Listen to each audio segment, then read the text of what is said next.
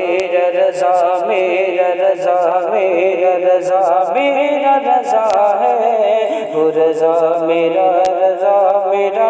ہم شبی تھے، اللہ اکبر۔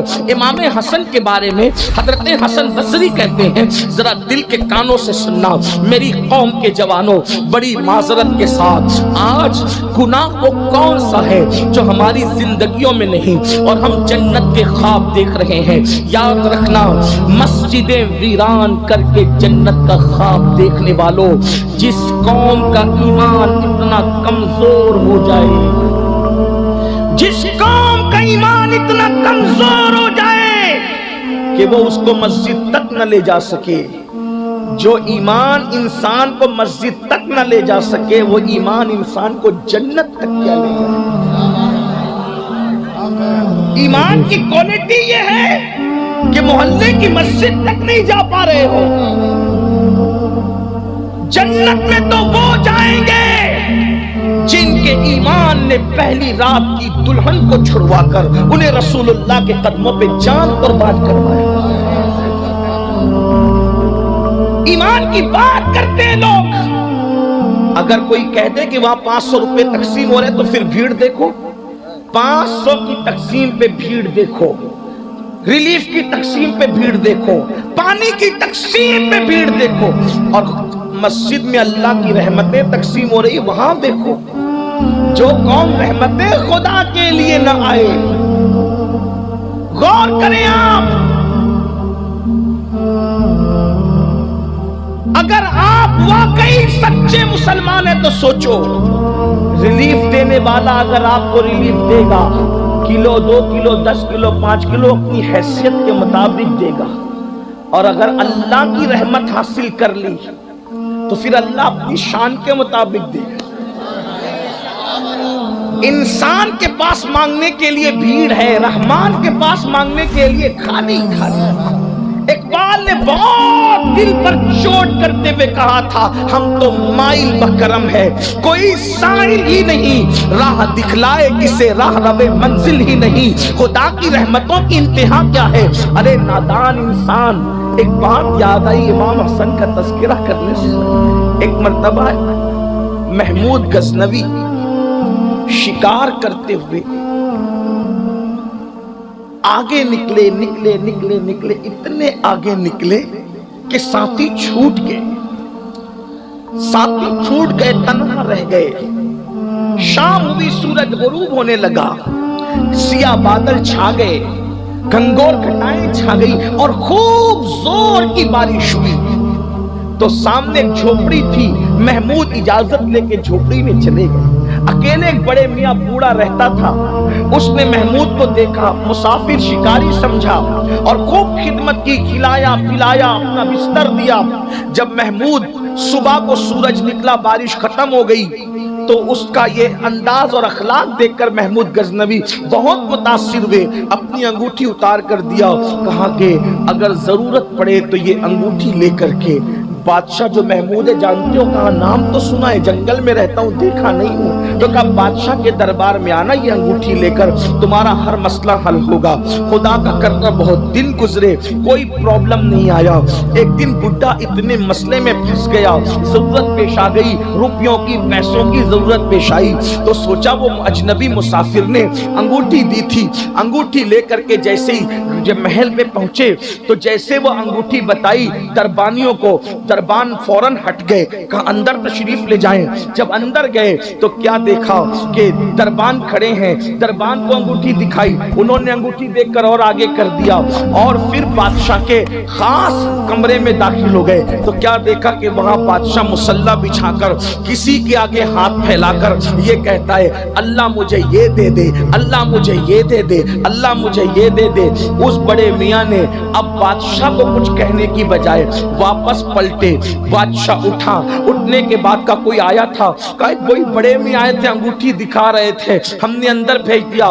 कहा फिर, कहा वो हाजत पूरी मांगे बगैर चले गए। कहा पकड़ो उसको, बुला करके लाओ। बड़े मियाँ को पकड़ के लाए। क्या बात है बाबा? कहा कि मेरे झोपड़े में एक अजनबी मुसाफिर आया था, ये अंगूठी दे गया था कि जब मुश्किल वक्त आए तो ये अंगूठी बताकर महल में आना। मैं महल में गया तो कहा क्यों आए थे? तो कहा बड़े मसाइल में घिरा था इसलिए आए थे। तो कहा बगैर मांगे क्यों चले गए? कहा जब मैं गया तो मैंने देखा कि बादशाह किसी के दरबार में हाथ फैला के भीख मांग रहा है, तो मैंने सोचा नादान हूं मैं, बादशाह खुद जिससे मांगता है मैं बादशाह से क्यों मांगू, फिर मैं उससे क्यों ना मांगू जिससे बादशाह खुद भी मांगता है। इसलिए कि बादशाह देगा तो अपनी हैसियत के मुताबिक देगा, और जब बादशाहों का बादशाह देगा तो वो देने वाला बना देगा। मुसलमानों सोचो, रिलीफ मांगने के लिए लोगों की मिन्नतें करते हो, भीख और कर्ज मांगने के लिए लोगों की दाढ़ी को हाथ लगाते हो, मगर रोजाना 5 मरतबा हय्या अलस सलाह की सदा मस्जिदों से गूंजती है, हय्या अलल फलाह की गारंटी पर, मगर मस्जिद में नहीं आते। जब तक मुसलमान मस्जिदों के अंदर आते रहे, मुसलमान हाथ फैलाने वाले नहीं थे, मुसलमान लोगों को देने वाले थे। जब से मस्जिदों से रिश्ता टूट गया, जब से अल्लाह से रिश्ता कमजोर हो गया, आज दर दर के भिखारी बन गए। आओ अपने अल्लाह से रिश्ता मजबूत करें, आओ अपने रब से रिश्ता मजबूत करें। याद रखना, गुनाह करने में लज्जत तो मिल सकती है, मगर गुनाह करने में इज्जत नहीं मिल सकती, गुनाह में सुकून नहीं मिल सकता। गुनाह इंसान को अल्लाह से दूर कर देते हैं। गुनाह करके न किसी कौम को तरक्की मिली है, न हमें तरक्की मिल सकती है। ऐ मेरी कौम के जवानों, रोजी के लिए परेशान हो, कारोबार के लिए परेशान हो, औलाद के लिए परेशान हो, बहनों के रिश्ते के लिए परेशान हो, खुद के रिश्ते के लिए परेशान हो, बेटियों के रिश्ते के लिए परेशान हो, वो कौन सा मसला है जिसका हल मेरे अल्लाह की बारगाह में नहीं। बल्कि एक बात आपको बताऊं मुसलमानों, हमने सब की कद्र की, वमा कदरुल्लाह हक्का कदरी, हमने अपने अल्लाह की कद्र नहीं की। सोचो तो सही, जो अल्लाह वाहदहू ला शरीक है उसकी कद्र नहीं की। जानते हो हमारा अल्लाह हमसे करोड़ों माओ से ज्यादा प्यार करता है। तिलहारी वालों, अगर बुरा लगे तो माफ करना, पीर हमसे जितना प्यार नहीं करता उससे ज्यादा अल्लाह हमसे प्यार करता है। अम्मी जितना प्यार नहीं करती उससे ज्यादा अल्लाह प्यार करता है। दोस्त जितने प्यार नहीं करते उससे ज्यादा अल्लाह प्यार करता है। बीवी बच्चे जितना प्यार नहीं करते उससे ज्यादा अल्लाह प्यार करता है। और सबके प्यार में मक्कारी हो सकती है, मफाद परस्ती हो सकती है, उसके प्यार में कोई मक्कारी नहीं है, कोई मफाद परस्ती नहीं है।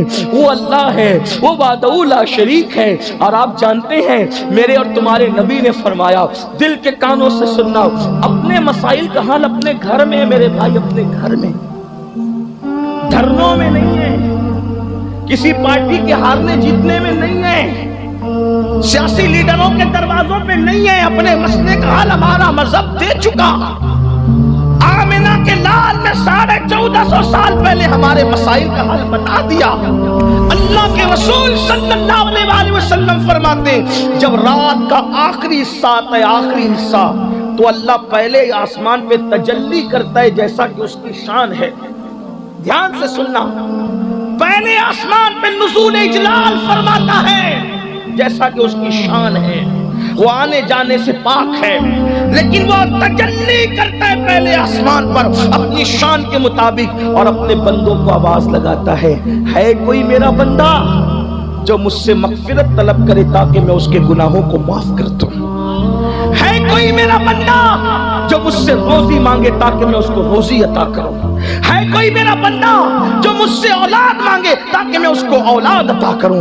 है कोई मेरा बंदा जो मेरी बारगाह में गिड़गिड़ाए ताकि मैं उसके मसाइल को हल करूं? जब अल्लाह खुद फरमा रहा है कि आओ मांग लो, और एक दो दिन नहीं, सिर्फ शबे बरात और शबे कदर का किस्सा नहीं है, अल्लाह के सच्चे नबी ने फरमाया ہر رات کے آخری حصے میں اللہ کی رحمتیں پکار پکار کر کہتی ہے مانگو کیا مانگتے ہو، لیکن اللہ کی یا مانگنے والوں کی بھیڑ نظر نہیں آتی۔ یہی سب سے بڑا ہمارا مسئلہ ہے۔ جس دن مسلمان اللہ کی چوکھٹ پہ گڑ گڑانے لگے اس دن اپنا ہر مسئلہ حل ہوگا۔ اور یاد رکھنا، دکھ مت کرو، غم مت کرو، اللہ محمد الرسول اللہ کا رب ہے۔ سوچو تو صحیح، جب نبی کبھی نہ نہیں کہتے، میرے امام کہتے ہیں واہ کیا جود و کرم ہے شہ بتہاں تیرا، نہیں سنتا ہی نہیں مانگنے والا تیرا۔ جب نبی کسی کو نہ نہیں کہتے تو ان کا بنانے والا خدا ہمیں محروم کیسے فرمائے گا، جبکہ وہ خود کہہ رہے مانگ لو کیا مانگتے ہو۔ لیکن افسوس ہے ہم تو گناہوں میں اتنا ڈوب گئے، بدکاریوں میں اتنا ڈوب گئے، ہم آتے ہی نہیں خدا کی بارگاہ میں، ہم آتے ہی نہیں اس کی چوکھٹ پر، ہم گڑ گڑانے کے لیے تیار نہیں۔ سب کے پاس گڑ گڑانا چاہتے ہیں، رب کی بارگاہ میں گڑ گڑانا نہیں چاہتے۔ آؤ، امام حسن کا ذکر ہو رہا تھا، وہ حسن مجتبی سید الاسقیاء، راکب دوش عزت پہ لاکھوں سلام۔ امام حسن بصری کہتے ہیں یہ واقعہ امام حسین سے بھی منسوب ہے اور امام حسن سے بھی منسوب۔ حضرت حسن بصری کہتے ہیں میں حج پہ گیا تو میں نے کیا دیکھا کہ کوئی بندہ زمین پہ سر رکھ کر ایسے چپکا ہوا ہے، جیسے گیلا کپڑا زمین پہ رکھو تو وہ چپک جاتا ہے، ایسے کوئی چپکا ہوا ہے اور خوب رو رہا ہے، اللہ کی بارگاہ میں گڑ گڑا رہا ہے، رو رہا ہے، گڑ گڑا رہا ہے، آہو بکا کر رہا ہے۔ اس کے رونے کو، اس کے خوف خدا کو، اس کی خشیت کو سن کر میں تڑپ گیا۔ میں نے سوچا حسن بصری شاید کوئی واعظ اور مقرر نے اس دیہاتی کو ورغلا دیا اور اتنا مبالغے سے کام لیا واعظ نے کہ یہ بندہ اللہ کی رحمت سے ایسا لگتا ہے مایوس ہو گیا ہے۔ تو میں جب یہ سجدے سے سر اٹھائے گا تو اس کو تسلی دوں گا کہ اللہ کے بندے اللہ سے امید بھی کر، مایوس نہ ہو، ڈر بھی امید بھی کر۔ ایمان خوف اور امید کے درمیانی کیفیت کا نام ہے۔ جب یہ سجدے سے سر، لیکن وہ اتنا رو رہا تھا کہ اس کے آنسو بہ رہے تھے، زمین سے بہ رہے تھے، داڑھی تر تھی۔ میں نے سوچا یا اللہ اسے توفیق دے کہ سر سجدے سے اٹھا کہ یہ مر نہ جائے، سجدے ہی کے اندر اس کی روح نہ نکل جائے۔ میں پہچان نہیں پایا، لیکن جب اس بندے نے سر کو سجدے سے اٹھایا تو میں اس کی کیا اصلاح کر سکتا تھا، وہ میری اصلاح ہو گئی، کیونکہ وہ کوئی اور بندہ نہیں تھا، وہ امام حسن ابن علی تھے جو اللہ کے خوف سے اتنا آنسو بہا رہے۔ میں نے سوچا جنتی جوانوں کا سردار جب اللہ کے لیے اتنا روتا ہے تو ہمیں کتنا رونا چاہیے۔